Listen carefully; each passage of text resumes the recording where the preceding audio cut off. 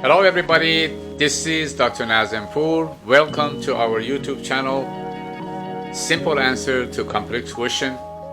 The subject for today is, again, I say it always, and it's so fascinating and so wonderful that we're going to discover key point to improving our self-confidence. And the topic is like this: self-confidence equal to self-control, or vice versa, self-control equal to self-confidence. We know that we all want to feel confident. We all want to feel good about who we are and how we achieve and accomplish things that we want to achieve and accomplish. Of course, let's describe the self-confidence.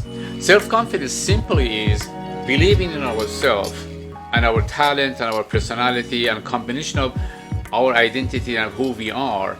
And we know that if we repeat things that we've been doing in the past and we get the same result, we're going to have that higher level of self-assurance that yes, I can repeat the same behavior, and based on my talent and skills and who I am, I can really get the same result. And with that understanding and notion, we feel confident. And of course, feeling confident is good and wonderful. But one thing that we sense throughout this accomplishment is what? Feeling good. So that's the reason that we really feel confident and immediately we feel good. The major outcome, the final outcome of self-confidence is feeling good. We want to feel good. And when we say somebody is confident, immediately that person is calm, collective, relaxed, and of course, they're passionate, and definitely shows, yeah, that person is very confident. It means that person is feeling good. And for that reason, of course, we want to continue that feeling that we already have in our body and mind. But the key point is what? The key point in order to continue feeling good is self-control. Any task, any behavior that we want to continuously repeat it and feel good and start feeling confident about it requires high level of self-control and self-discipline. There are many unwanted behavior and desire that we want to change, and the main condition is consistent and high level of self-control.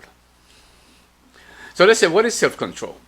When we are able to manage and control undesirable behaviors and thoughts and feelings, then we say that we are in control.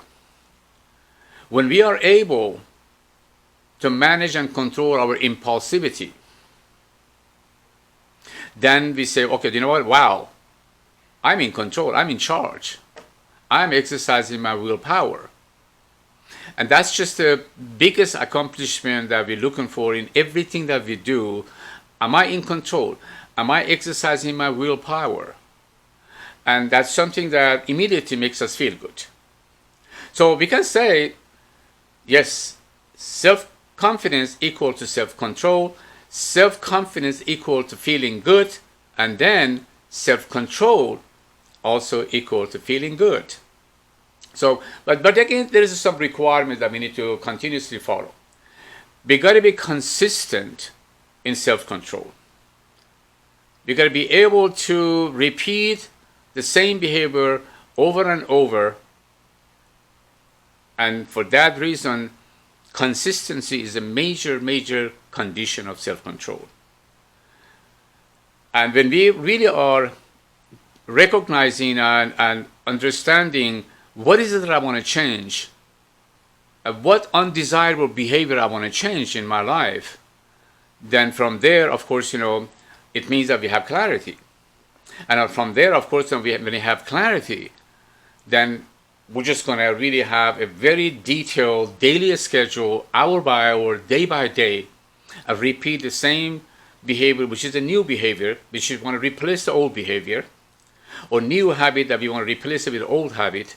And as we all know that, in order to replace the old habit, that is unwanted habit, with a new habit, It requires high level of self-control and high level of consistency and repeating and repeating and repeating and repeating. Basically, we are retraining our brain to follow our command, follow our willpower.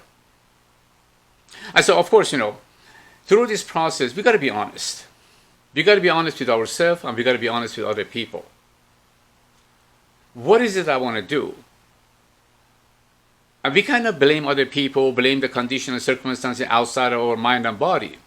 Yeah, 10% in that degree, there are some influences from outside when we want to change unwanted behavior.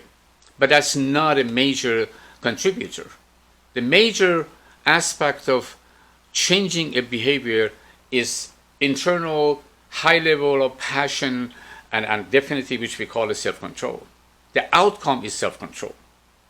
That said, the engine of this self-control is passion and high desire and burning desire. But again, the burning desire and passion comes from clarity about what we want and what we want to change. So that's going to be something that we want to remember, that good feeling good is a goal of life. Hopefully, we feel good and we make other people feel good. So you got to be confident through exercising your self-control when you want to change unwanted habits and behaviors. And then hopefully when you are confident, when you are feeling good, absolutely you're under much better circumstance that you can help other people to feel good.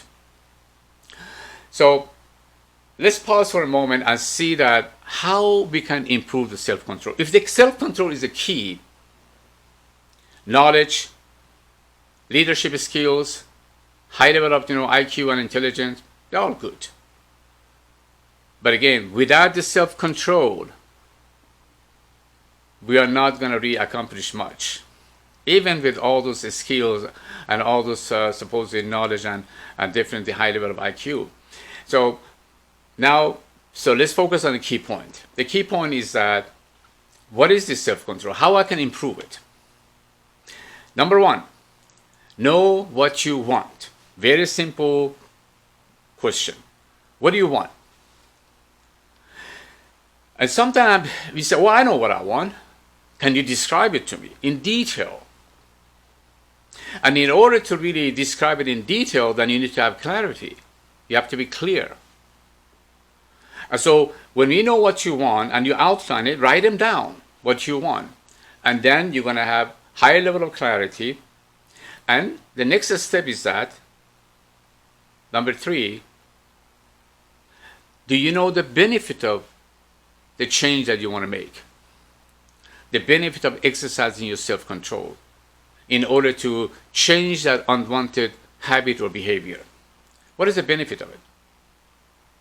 And in order to know the benefit, the easiest way is that to attach some kind of identity to the new change, the new behavior. For example, I want to be physically and emotionally and mentally healthy. I want to be considered as a healthy human being, healthy person. That is part of my identity. And I feel proud that I can continue being healthy. And I want to be honest. Someone might say, honesty and integrity is part of my identity.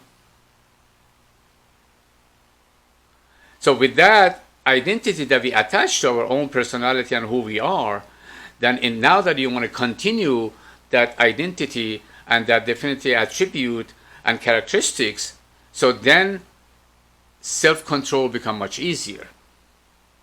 So because this is your identity, you are proud and happy to be healthy. Or for example, if you want to quit smoking, you don't want to say, hey, I'm a non-smoker. I don't want to continue smoking if you are smoking. I want to be considered as non-smoker. And that's a good feeling. You feel good about that. You want to be proud of yourself that I can really continue quitting smoking and not to smoke anymore. And I want to be considered as a non-smoker, as a healthy individual. And that would be some kind of identity. Of course, the next one is that in order to improve your level of self-control, you need to embrace discomfort and uncomfortable feelings. For example, you've been eating some kind of a food for months and months and years, and your whole body and mind are aligned with that taste of that food. But again, you're gaining weight, you're having some medical condition, you have to definitely not to eat that kind of a food anymore because it's unhealthy for you. But you like it, you like that food. So you got to really, when you want to change that, when you want to adopt a healthier habit, eating habit, you want to have a higher level of physical well-being, then you're just going to go through the discomfort. You're going to embrace the discomfort. Yeah, do you know what? Yeah, I am going to push myself. I'm going to set my mind to not to eat that food anymore, which I loved it, I enjoyed it, I'm used to it, and not eating that food is such a discomfort for me. Or for example, I mentioned in some other videos in the past, it's good to take a shower, cold shower in the morning, or anytime you take a shower. Wow, that's discomfort. Especially during the winter time. You want to go inside the shower in the morning, you're waking up and you want to go and take a shower, and you're saying, yes, I want to take a cold shower. That's discomfort. But you got to embrace it. You got to set your mind, you got to embrace it because you see the benefit of taking cold shower. It's good for your body, it's good for the neurological system, it's good for your skin. It calms you down and you feel much better. But you gotta embrace the discomfort of it. So that's another technique that you can really believe in it and continue using that technique.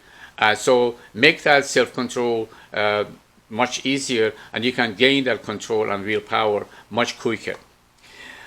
Of course, when you do that, that's another step that we need to go through, which is going to be a very wonderful technique. We talked about that before. There is a battle inside of us between subconscious mind, which is a database, as we said it before, that is controlling our life 90% of the time, 95% of the time, and conscious mind. The conscious mind representing us and our new desire, new habits, and new beliefs and new ideas and the way we want to be. But so of course, the subconscious mind constantly are telling us, no, don't do that, it's okay, life is too short, or live for the moment, and all that wonderful thing, which again, yeah, partially, relatively speaking, all of that can be true. But again, when you want to change something, when you want to really adopt a new habit, therefore, the battle with this subconscious mind and unconscious mind, and subconscious mind and conscious mind, is going to be the major, challenge. But we want to really make sure that we tell the subconscious mind, no, I'm in charge, you're not in charge. And sometimes we can say to the subconscious mind, if you're giving us the wrong advice, shut up, I don't want to hear that. I'm in charge, you're not in charge. I want to change this habit. So I'm going to do it because it's benefiting me, it makes me feel good. And right there, we're going to be in charge and be exercising self-control, and the conscious mind will win. So that's going to be another thing we have to really remember, that this battle is going to be subconsciously continuing inside of us. But when you're conscious of it, then a conscious mind will win, and that's the way that you can feel good again. So saying all of that, I'm going to repeat that. One of the major requirements to be successful to implementing this journey of self-control, and of course, which is equal to self-confidence, we need to repeat it and be consistent. Consistency and repeating the behavior that we want to change is the key. Because you want to retrain the brain that the new behavior, new thoughts, and new ideas, and new beliefs, and new feelings are my goal, and I want that to happen because it makes me feel good. So then you're going to reprogram the brain through that process and through that new beliefs. And of course, as we said it before, taking any journey that might be a little bit more difficult and out of context of everyday life or habitual life that we're living, we can use some techniques: prayer, meditation, mindfulness, being in touch with yourself, and of course, creating the moment of solitude in everyday life. That's going to help a lot.